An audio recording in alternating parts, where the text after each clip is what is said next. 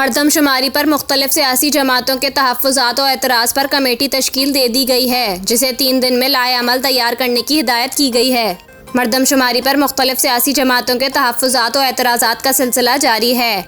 MQM के रहनुमा और वफाकी वज़ीर IT सईद अमीनुल हक को मरदमशुमारी की मॉनिटरिंग में शामिल कर लिया गया है। वफाकी वज़ीर मनसूबाबंदी एहसन इकबाल ने एतराज़ात का हल तलाश करने के लिए कमेटी तश्कील दे दी है और साथ ही 3 दिन में लाएअमल तैयार करने की हिदायत भी दी है। वफाकी इदारा शुमारियात के हुक्काम का कहना है कि मरदमशुमारी के हवाले से सिंध में उठने वाले एतराज़ात का जायज़ा लिया जाएगा। कमेटी का पहला इजलास आज रात 8 बजे होगा। मुताल्लिका फरीकों को ऑनलाइन शिरकत करने की हिदायत की गई है।